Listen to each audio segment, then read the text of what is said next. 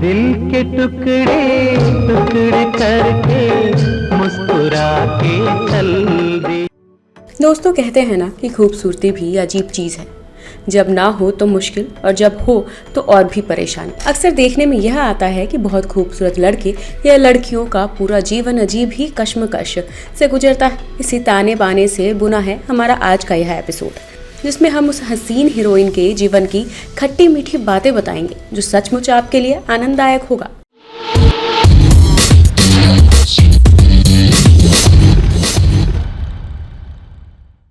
हमारी यह हीरोइन अन्य लोगों से जरा हटकर है। ना वह बहुत लाजवंती है और ना ही बहुत रूढ़िवादी। हमसे मिला था प्यार, कुछ अच्छे नसीब थे हम दिनों। एक बार को आप उसे देख गफलत में पड़ जाएंगे कि क्या यह किसी यूनिवर्सिटी कैंपस की फ्लर्ट करती हुई लड़की है जो बगैर इठलाए भी आपको अपनी तरफ खींच रही है। दिनों अमीर थे जब तुम करीब थे। यह तो है उस खूबसूरत हीरोइन का मासूम अपील, जिस पर रिझकर अपने जमाने के superhit film director Basu Chatterjee और ऋषिकेश मुखर्जी ने अपनी फिल्म की हीरोइन बनाई, जो उसके लाइफ टाइम अचीवमेंट के तौर पर आज भी जाना जाता है। यम्मा यम्मा यम्मा यम्मा ये खूबसूरत समा। अपने 2 शुरुआती फिल्मों के जरिए सफलता पाने वाली इस हीरोइन ने अपने रियल लाइफ को मैनेज नहीं कर पाई। रियल लाइफ के प्यार को जब उसने रियल लाइफ में आजमाने की कोशिश की तो वहां उसे बुरी तरह मात खानी पड़ी।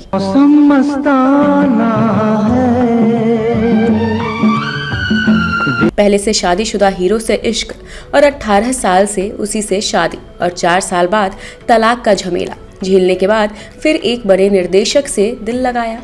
पहले पति से तलाक लेकर दूसरी बार घर वालों से बगावत कर अपने से 13 साल बड़े फिल्म मेकर से 1985 में शादी की।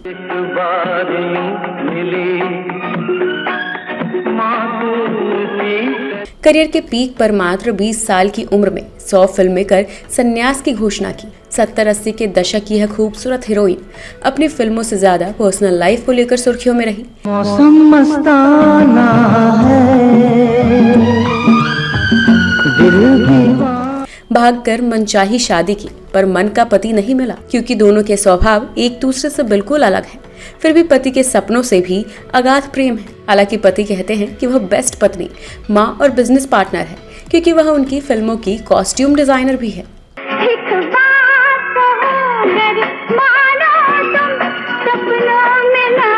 दोस्तों, इस हीरोइन की खूबसूरती ऐसी है जो प्रोड्यूसर हेमा मालिनी को अफोर्ड नहीं कर सकते थे या उनके डेट्स नहीं मिलते थे, तो वे इस हीरोइन को अपनी फिल्मों में कास्ट करने लगे थे।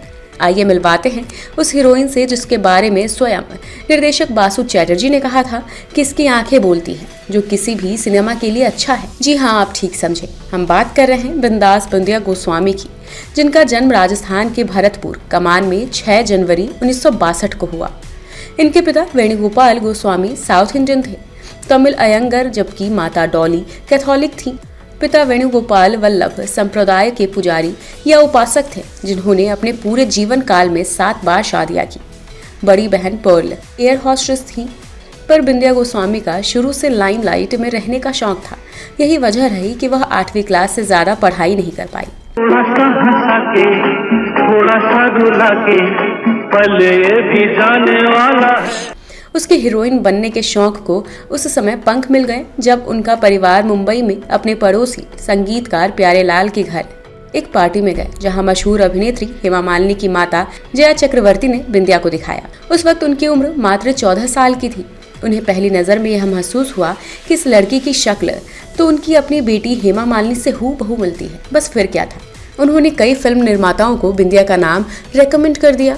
लिहाजा उन्हें उनकी जीवन की पहली फिल्म 1976 में मिली, जीवन ज्योति, जिसमें उसके हीरो थे विजय अरोड़ा, जो अपने डूबते करियर को बचाने का संघर्ष कर रहे थे। यह अलग बात है कि यह फिल्म बॉक्स ऑफिस पर ज्यादा कमाल नहीं कर पाई, पर बिंदिया गोस्वामी फिल्म निर्माताओं के नजर में आ गई थी। जिस आंगन में घर की बहू तुलसी लगाती है, उस आंगन की माटी। उन्हीं दिनों पारिवारिक फिल्मों के सुपरहिट डायरेक्टर बासु चैटर्जी ने उसे अपनी फिल्म खट्टा मीठा में काम दे दिया। 1977 में रिलीज हुई इस फिल्म के बाद रातों रात बिंदिया गोस्वामी स्टार हो गए।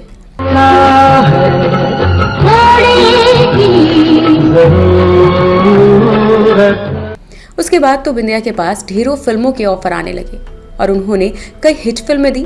मसलन 1969 की प्रेम विवाह इसी साल रिलीज हुई फिल्म दादा और 1980 में आई मल्टी स्टारर शान। लेकिन 1969 में ऋषिकेश मुखर्जी निर्देशित सुपरहिट फिल्म गोलमाल ने मानो जैसे बिंदिया गोस्वामी बॉलीवुड में नाम और पहचान दोनों ही सदियों तक कायम रहेगा। दूसरे शब्दों में यह उनके करियर में मील का पत्थर साबित हुआ। यूं तो बिंदिया ने 70 से 80 के दशक के उन तमाम हीरोज व निर्माता निर्देशक के साथ काम किया जो उस समय टॉप पोजीशन पर थे, मगर वह बासुदा और ऋषिदा के साथ काम करके अपने आप को धन्य मानती है।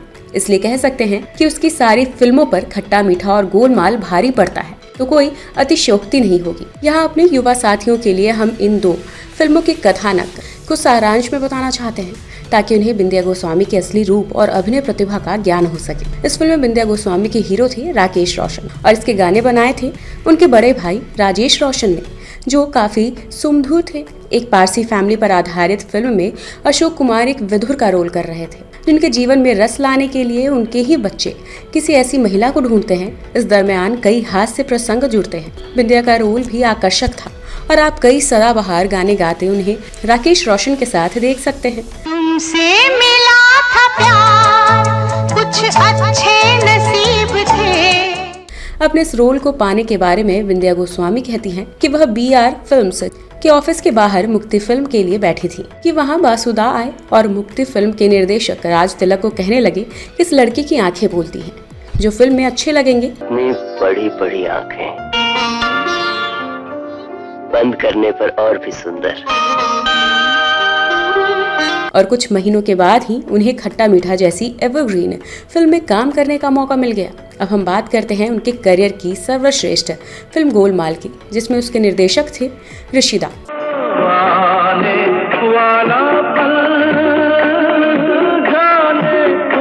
यह फिल्म भी पारिवारिक हास्य पर केंद्रित था। फिल्म का हीरो राम प्रसाद यानी अमोल पालेकर जिस फर्म में काम करता है, उसके मालिक भवानी यानी उत्पल दत्त को अपने किसी भी स्टाफ को कोई भी हॉबी फॉलो करने की इजाजत नहीं थी। ऐसे में एक दिन भवानी खुद अपनी आंखों से राम प्रसाद यानी अमोल पालेकर को हॉकी मैच खेलते देखती है। इसलिए अमोल पालेकर को खुद ही अपने दूसरे भाई को स्वांग रचना पड़ता है। इसके बीच में कई रोमांटिक और हल्के फुल्के रोमांचक प्रसंग है, जिसमें अमोल पालेकर और बिंदिया गोस्वामी ने जबरदस्त एक्टिंग की है। इस फिल्म को बेस्ट कॉमेडी के लिए फिल्म फेयर पुरस्कार के लिए नॉमिनेट भी हुआ था।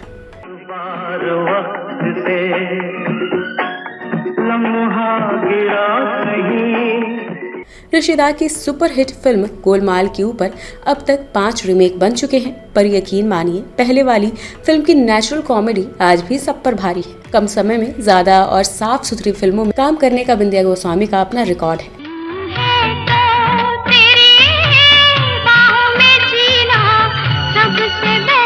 70 से 80 का वह दशक था जब पारिवारिक और रोमांटिक फिल्में ज्यादा प्रोड्यूस की जा रही थी। इन फिल्मों में कर्ण प्रिय गानों का भी अपना महत्व होता था। वैसे तो बिंदिया गोस्वामी ने उस दौर के तमाम हीरोज के साथ काम किया, जिनमें सुनील दत्त, संजीव कुमार, शशि कपूर और शत्रुघ्न सिन्हा जैसे कई दिग्गज कलाकारों का भी नाम शामिल है। 70 से 80 के दशक में बिंदिया गोस्वामी ने अपनी अधिकतर फिल्में विनोद मेहरा के साथ की, जो पहले से शादीशुदा थे। लेकिन विनोद मेहरा ने अपने 10 साल के विवाहित जीवन की परवाह न करते हुए बिंदिया गोस्वामी से इश्क कर बैठे। पाँव में पायल, पायल में घुंघरू, घुंघरू में गीत छुपा। कई सालों तक वे आपस में डेट करते रहे। जुनून ऐसा कि वह छिप छिप कर एक दूसरे से मिलने लगे। इन दोनों ने इस बात का भरपूर ध्यान रखा कि उनकी प्रेम कहानी मीडिया से बची रहे, पर उनके ही किसी जानने वाले ने बात लीक कर दी और लोगों को पता चला कि विनोद मेहरा ने बिंदिया गोस्वामी से 1980 में शादी कर डाली। हालांकि उन दोनों में से किसी ने भी इस बात को पब्लिकली स्वीकार नहीं किया, पर जमाने से बचने के लिए वे होटल दर होटल भटकते रहे। जाते जाते ये तो बता जा, हम जिएंगे किसके लिए। इस बीच विनोद मेहरा की पहली पत्नी मीना ब्रोका, जिनसे उनकी अरेंज मैरिज हुई थी, उनके भाई ने मोर्चा संभाल लिया और इन दोनों प्रेमियों को धमकी दे डाली कि जल्दी यह चक्कर छोड़ दो, नहीं तो अच्छा नहीं होगा। दिल के टुकड़े टुकड़े करके मुस्कुरा के चल। इस धमकी ने काम किया और बिंदिया गोस्वामी ने विनोद मेहरा को छोड़ दिया। दिल के टुकड़े टुकड़े करके मुस्कुरा के चल। हालांकि विनोद मेहरा ने बाद में भी बिंदिया गोस्वामी को मनाने का भरपूर प्रयत्न किया, लेकिन उनकी यह छिप छुपाई शादी 4 साल से ज्यादा नहीं चल पाई। यहाँ अफवाहों का बाजार गर्म हो गया। लोग यह भी कहते रहे कि बिंदिया ने विनोद मेहरा को इसलिए भी छोड़ दिया क्योंकि उसकी फिल्में नहीं चल पा रही थी, उन्हें काम मिलना बंद हो गया था।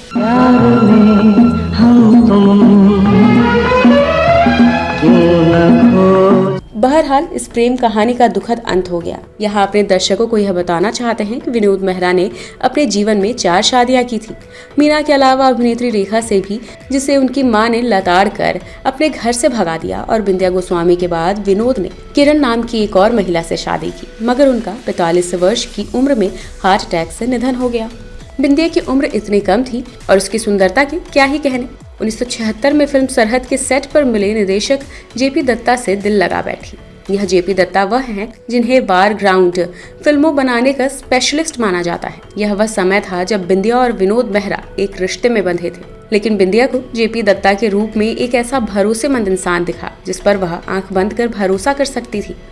इसलिए सबसे पहले उसने विनोद मेहरा से तलाक लिया, फिर आपस में शादी की, मगर यहाँ भी कई अड़चनें आईं।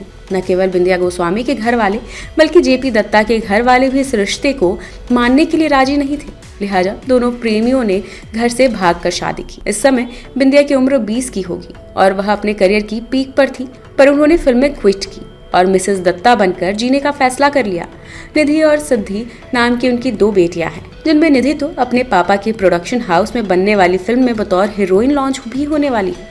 स्वयं बिंदिया कहती हैं कि वह अपने जीवन से खुश है। पहले पति के सपनों के साथ जीने लगी, अब अपनी बेटियों के सपने सजाने में जुटी है। उनका यह भी कहना है कि मैंने डायरेक्टर अनिल गांगुली, खानदान, बासु चटर्जी और ऋषिकेश मुखर्जी जैसे निर्देशकों के साथ काम कर लिया और उनकी आइकॉनिक फिल्मों का हिस्सा रही हूँ, तो मुझे इससे अधिक क्या चाहिए। मैं बगैर शारीरिक प्रदर्शन किए अपनी छवि बनाई है, वह मेरे लिए उपलब्धि है। सचमुच में बिंदिया गोस्वामी की आंखों में एक्टिंग थी जो उस समय के फिल्मकार अपने फिल्मों में इस्तेमाल करते थे। निसंदेह बिंदिया ने अपने जज्बात में या कम उम्र की नादानी में जो कुछ पहले किया हो, पर एक बार जेपी दत्ता से शादी कर सचमुच में उनमें ऐसी तब्दीली आई जिसे कोई भी आसानी से देख सकता है, समझ सकता है। उनसे 1985 में शादी करते ही उन्होंने सबसे पहला फैसला यह लिया कि वह फिल्मों में काम नहीं करेंगी और एक घरेलू पत्नी का जीवन जिएंगी। जबकि वह चाहती तो उस समय सारे प्रोड्यूसर डायरेक्टरों की वह एकमात्र पसंद थी। खासकर वह उन निर्माताओं के लिए सुलभ थी जिनको हेमा मालिनी के डेट्स या फीस की वजह से छोड़नी पड़ती थी। वह आसानी से हेमा को रिप्लेस कर वैसे ही भाव भंगिमा तैयार कर लेती थी। वह कहती हैं कि एक्टिंग के लिए आपके चेहरे और आंखें ही काफी होती हैं, बदन दिखाना हमारे लिए आवश्यक नहीं है। तभी तो उनके पति ने उन्हें कॉस्ट्यूम डिजाइनर बनाया और बिंदिया उनके हर प्रोजेक्ट का हिस्सा रहती है। वह अब तक उनके लिए उमराव जान, रिफ्यूजी, LOC कारगिल और बॉर्डर के लिए कॉस्ट्यूम डिजाइन कर चुकी हैं। उन्होंने रानी मुखर्जी, ऐश्वर्या राय और करीना कपूर के लिए ड्रेस डिजाइन की है। बिंदिया गोस्वामी कहती हैं कि मेरा और मेरे पति का स्वभाव बिल्कुल विपरीत है। मैं बहुत बोलने वाली हूँ जबकि वह बहुत कम बोलने वाले हैं। जेपी को घर में बैठना पसंद है जबकि बिंदिया को बाहर यात्रा करना अच्छा लगता है। फिर भी वह कहती हैं कि मैं अपने जीवन से बहुत संतुष्ट हूँ और अपने पति और बच्चों के सपनों में ही अपने सपने देख लेती हूँ। तो दोस्तों, आपको हमारी स्टोरी कैसी लगी हमें कमेंट बॉक्स में अवश्य बताएं। अब अपने दोस्त एंड होस्ट शिवानी को दीजिए इजाजत। नमस्कार।